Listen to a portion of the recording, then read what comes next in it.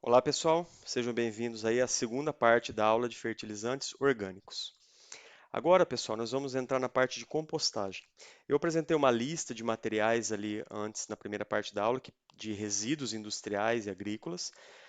Alguns podem ser utilizados diretamente no campo e outros não podem ser utilizados diretamente no campo. Esses que não podem precisam passar por um processo chamado de compostagem, tá? E eu vou explicar para vocês aqui alguns aspectos importantes da compostagem, tá? Pessoal, primeira pergunta, né? Professor, qual produto pode ser utilizado diretamente no campo e qual produto não pode ser utilizado diretamente no campo? Pessoal, de uma maneira bem prática, qual produto pode ser utilizado diretamente no campo? Produtos que têm uma relação carbono-nitrogênio menor que 25 para 1, tá? Gravem esse número. Resíduos industriais, resíduos orgânicos que têm uma relação carbono-nitrogênio menor que 25 para 1, normalmente podem ser aplicados diretamente no campo. Por exemplo, esterco de galinha, cama de frango, até a torta de filtro mesmo, na maioria das vezes tem relação CN menor que 25 para 1. Qualquer resíduo que tem uma relação CN baixa. Resíduos que têm uma relação CN maior que 25 para 1 normalmente vão precisar passar por um processo de compostagem, tá? E o que é o processo de compostagem, pessoal? O processo de compostagem é um processo de decomposição aeróbia carreado por micro-organismos, no qual ocorre a redução da relação carbono-nitrogênio com o passar do tempo, tá? Então, pessoal, vamos lá. É um processo aeróbio, precisa de oxigênio, realizado por micro-organismos, então envolve atividade microbiana, tá? E terceiro, a redução da relação carbono-nitrogênio durante o processo de compostagem, tá? Pessoal, isso é pergunta de prova, tá? Por que ocorre redução da relação carbono-nitrogênio durante o processo de compostagem? Por que será? Pense um pouco aí. Por que durante o processo de compostagem ocorre redução da relação carbono-nitrogênio? Bem, primeiro, se está tendo redução da relação carbono-nitrogênio, quer dizer que alguma coisa está acontecendo. Ou o carbono está diminuindo e o nitrogênio está se mantendo constante, ou o carbono está se mantendo constante e o nitrogênio está aumentando, né? O que será que está acontecendo?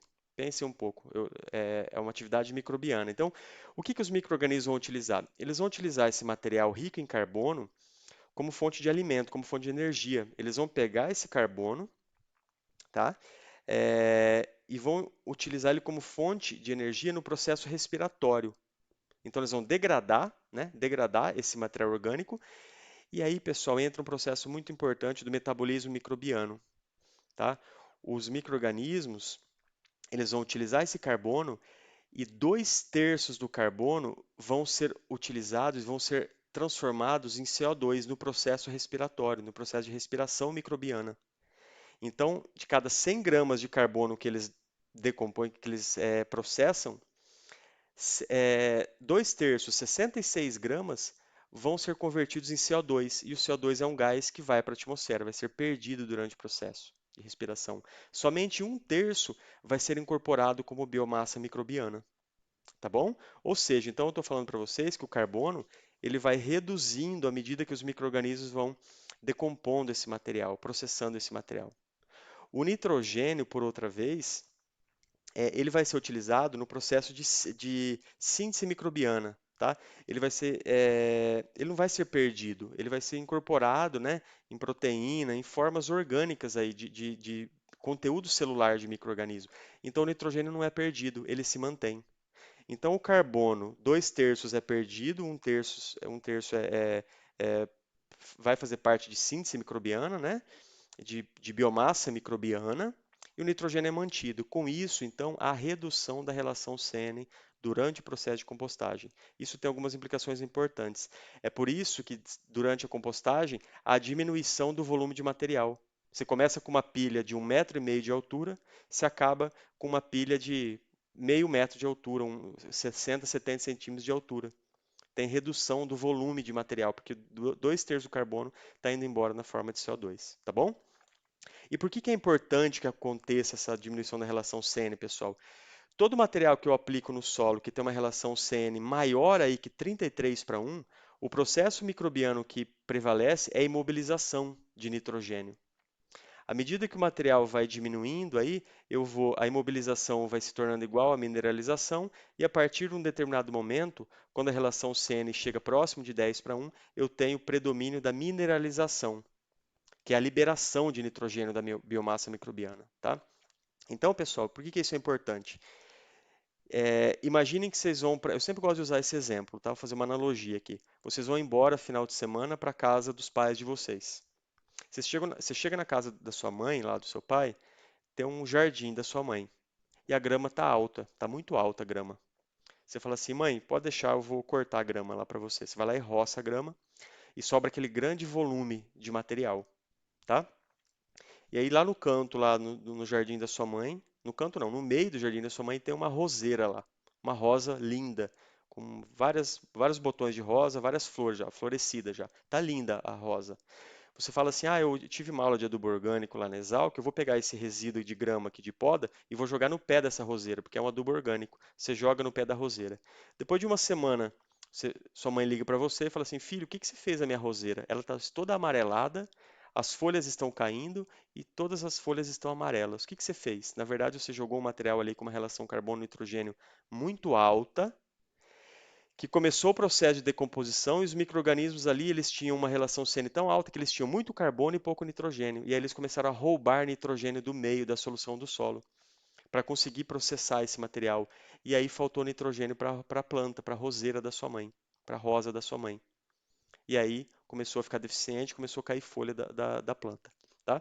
Então nunca esqueçam disso, pessoal. Vocês não vão aplicar diretamente sobre essa poda de gramado. O ideal é que você faça um monte ali no canto, vai molhando esse material, vai revolvendo ela de tempo em tempo, até que esse material vai sendo compostado, os micro-organismos vão reduzindo a relação CN, e aí quando esse material estiver umificado e compostado, aí sim que você volta ele para a utilização, que daí ele não vai fazer mal, vamos dizer assim, para a planta, tá bom? Então, pessoal, a compostagem é importante para materiais que têm relação CN muito alta. Todo material que tem uma relação CN menor que 25:1, aí sim vocês podem pensar em utilizá-los diretamente no campo. Tudo bem? Vamos lá. Aí está uma relação CN de diversos materiais, para vocês verem que os próprios micro-organismos eles têm uma relação carbono-nitrogênio 8:1, tá? E alguns materiais aí como palha de milho, por exemplo, relação CN 60:1, palha de cana, relação CN 100:1. É por isso que você volta numa lavoura de cana que foi colhida crua, né? Que tem palha na superfície, um ano depois e a palha está ainda lá, porque os micro-organismos não conseguiram processar ela, porque tem uma relação CN muito alta.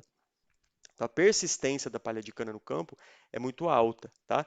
A soja, por um outro lado, o resíduo de colheita de soja, né, resíduo vegetal de soja após a colheita, tem uma relação CN 25, 30:1. E em 2 meses, você já não vê mais folha, talinho de soja depois da colheita da soja. A relação CN é muito baixa, os micro-organismos conseguem processar isso muito rapidamente, tá? Processo da compostagem. Precisamos seguir todas essas etapas, tá? Selecionar a matéria-prima, estabelecer a mistura. Ó, eu vou misturar 50% desse material com 50% desse. Não, 30% desse material com 70% desse. Eu tenho que ter um pátio de compostagem, onde eu vou montar as leiras de compostagem. Eu tenho que ter alguma ferramenta para fazer revolvimento, para eu promover oxigenação, aeração. E, se for necessário, eu preciso molhar esse material, porque os micro-organismos, eu costumo dizer que são gente também, né? Precisam de temperatura adequada, umidade. Então, se for um material muito seco, eu preciso molhar. Aí eu vou monitorar a temperatura e a umidade e quando o composto estiver pronto eu vou utilizá-lo, tá? Aqui, pessoal, é um exemplo de uma composteira para revolvimento manual, tá? Então isso aqui é uma colega nossa formada na Exalc que foi fazer estágio na CESP, Companhia Energética do Estado de São Paulo, e chegou lá, tinha muito resíduo de alga que pegava lá na no, no aç- no- na represa, muita alga vinha, eles tiravam isso, e resíduo de poda de gramado, que eles roçavam os taludes da represa e sobrava muita poda de gramado. Poda de grama, relação CN muito alta, e a alga, relação CN muito baixa. Então, qual que foi a ideia dela? Misturar esses dois materiais e fazer a compostagem. Olha que legal, ó. Não sei se vocês conseguem enxergar aqui. 7 de fevereiro, ela colocou o material aqui na composteira. 22 de fevereiro o material já estava assim, e dia 17 de março ele já estava completamente compostado. Então, ó, isso aqui é um resíduo, pessoal, que não pode ser aplicado direto no campo. se transformou em um fertilizante orgânico com boas características para aplicação no campo. Quanto tempo demorou? 40 dias. Em 40 dias o processo de compostagem foi finalizado. Obviamente que a cada 2, 3 dias ia uma pessoa lá, um funcionário, revolvia esse material e quando necessário ele molhava, tá? Se vocês observarem aqui tem uma fita métrica, e essa fita métrica a gente percebe que foi reduzindo o volume de material, porque a boa parte do carbono foi se perdendo, tá bom? Então, pessoal, quando eu tenho pequeno volume de resíduo vegetal, eu posso fazer manualmente o revolvimento. Porém, por exemplo, numa usina de cana-de-açúcar que gera toneladas e toneladas de torta de filtro e cinza durante o ano, eu tenho que ter um pátio de compostagem. E aí eu vou ter que ter um processo, eu tenho que ter um processo mecanizado, porque o volume de resíduo é muito grande. Então, isso aqui é um pátio de compostagem de uma usina, é terra batida, que a gente fala, né? É muito bem compactada para que não tenha infiltração de água. Um pátio de compostagem de uma usina chega a ter 8, 10, 12, 15 hectares de tamanho, só para vocês terem ideia, tá? E esse material aí é a torta de filtro, que é um material que vai ter aí seus 70, 75% de umidade, uma relação CN entre 25 e 30 para 1, tá? Então eles estão formando aqui a leira no caso, tá? Isso aqui é uma outra usina no Paraná, que ela queria, além da torta de filtro e da cinza, ela colocava palha, bagaço. Então ela fazia uma cama aí no chão de bagaço, que é um material que tem uma relação CN quase 100 para 1, e depois colocava a torta de filtro, que era um material mais rico, e vinha batendo isso, né, com esse compostador aqui embaixo, o trator está puxando ele, para colocar oxigênio no meio, fazer a aeração, tá?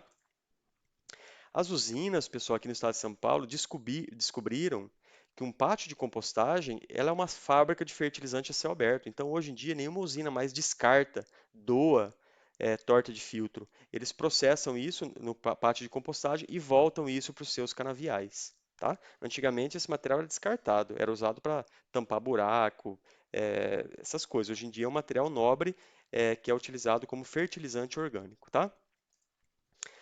Revolvimento da leira, pessoal. Lembrando que é um processo aeróbio, então nós precisamos fazer revolvimento dessa leira. Por quê? Para colocar oxigênio, manter o sistema aerado, senão vira um processo de decomposição anaeróbia, que é o que nós não queremos porque ele é menos eficiente, tá? Normalmente as usinas utilizam um compostador, como esse daí, puxado por um trator, que ele abaixa e essas hélices aí, essas aletas aí vão batendo, ligado na tomada de potência do trator e vai misturando, homogeneizando esse material. A cada 3, 4, 5 dias, ou menos, né, 2, 3 dias, esse material ele é revolvido para ter uma compostagem eficiente, tá? Aqui é uma ideia do tamanho, da forma de disposição das leiras. E se vocês olharem aqui atrás, ó, tem uma fumaça branca saindo. O que que é isso saindo, né? Vapor de água. Então, toda vez que você revolve, esse material tinha 70, 75% de umidade, e é um processo aeróbio exotérmico, então libera calor. Então, durante a compostagem, aquece o centro dessa leira aqui. E aí, a hora que você revolve ele, você troca esse calor e a água é evaporada. O vapor de água se evapora, então eu reduzo a umidade dessa leira de compostagem, tá? Aqui é um outro compostador para grandes volumes, né? E eu preciso, pessoal, monitorar a temperatura. Eu falei para vocês que é um processo exotérmico, no qual há aumento de temperatura.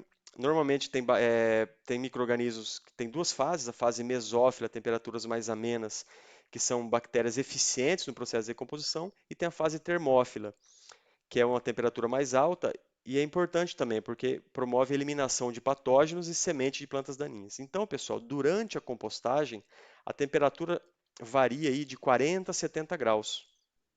Só que a temperatura ideal é entre 50 e 60. Então, sempre você vai monitorando a temperatura, tá? Ou você coloca uma barra de ferro, enfia ela no meio da leira, ou coloca um termômetro desse que tem haste longa, porque a haste tem que ir lá no centro da leira, tá?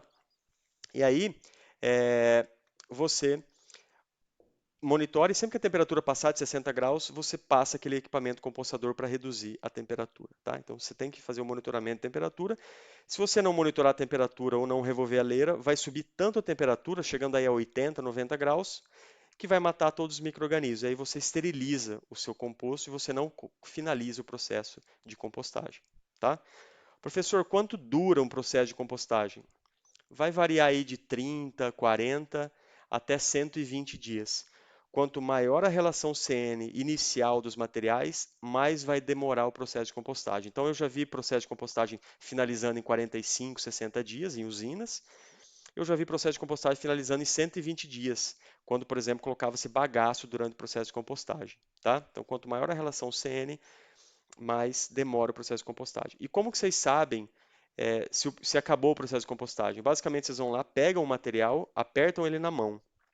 O material ele vai estar úmido, não, ele vai estar absorvendo água, então ele vai estar retendo aquela água dele. Se você apertar, não vai sair muita água, a água ele vai conseguir reter a água dele. Mas mais importante, a temperatura já não está mais quente, a temperatura já está se equilibrando próximo à temperatura ambiente. Quer dizer que está parando o processo microbiano, porque já não tem mais carbono para eles decomporem, tá? Assim você identifica se a compostagem chegou ao fim.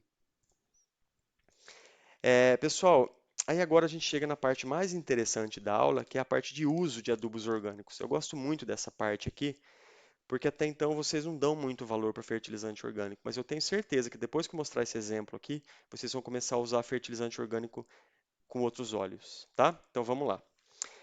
Em 2009, eu ainda estudava, fazia doutorado, se eu não me engano, e um agricultor da região de Lençóis Paulista procurou a gente com a seguinte dúvida, tá?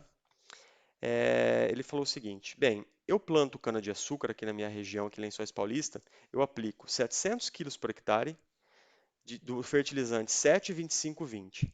Se eu fizer conta, eu estou fornecendo 50 quilos de nitrogênio, 175 quilos de fósforo e 140 quilos de potássio. Uma adubação excelente. E ele falou o seguinte, professor, aqui nesse ano os fertilizantes, subiu muito o preço de fertilizante em 2008, 2009, e o agricultor tinha a seguinte pergunta: eu não consigo mais aplicar essa quantidade de fertilizante porque está muito caro. Eu fui procurar a usina e a usina me ofereceu a seguinte opção: esse produtor ele é um fornecedor de cana de uma usina lá da região. A usina falou o seguinte: não, eu deixo você utilizar composto orgânico, né? Você pode retirar proporcionalmente a quantidade de cana que você entrega. Eu te dou esse fertilizante orgânico. E a pergunta dele para nós foi a seguinte: posso substituir a minha adubação mineral por adubação orgânica? E a segunda pergunta, qual dose eu deveria aplicar? Tá? E aí o que nós fizemos? Nós fomos lá, coletamos uma amostra dessa torta, mandamos para o laboratório, analisamos e entregamos e respondemos as perguntas que ele tinha, tá? A resposta foi o seguinte: sim, você pode substituir o seu adubo mineral.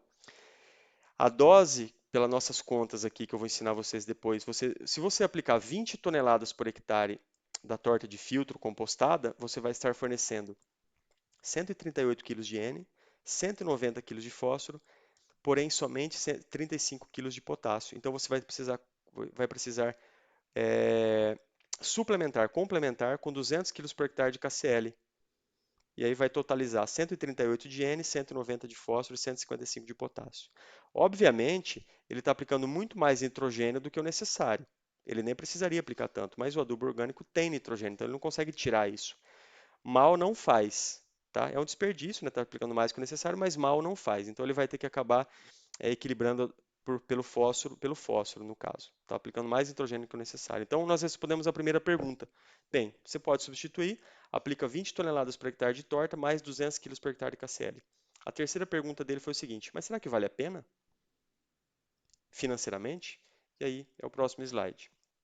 Naquele tempo, naquele ano, o preço do fertilizante era esse, ele estava gastando R$ 875 por hectare com adubação mineral. Pelas nossas contas, como ele ganhou o adubo orgânico da usina, ele não pagou por isso, ele ganhou, tá? Ele não tinha que pagar pelo material, só que ele tinha que pagar pelo transporte desse material. A usina ofereceu um serviço de transporte desse material. Ele pagava R$ 10 por tonelada para carregar no caminhão e levar até a lavoura dele, tá? Então, 20 toneladas por hectare vezes R$ 10 por tonelada, isso aqui são preços da época, tá, pessoal? De 2009. Ele ia gastar R$ 200 por hectare para transportar o material e aplicar no campo. Mais R$ 360 por hectare com o KCl, dava R$ 560 por hectare. Ou seja, uma economia de R$ 272 por hectare. Tá? Pessoal, sabe como que esse agricultor planta cana até hoje? Com torta de filtro, mais complementação com adubo mineral. Por quê? Porque é mais barato do que aplicar adubo mineral.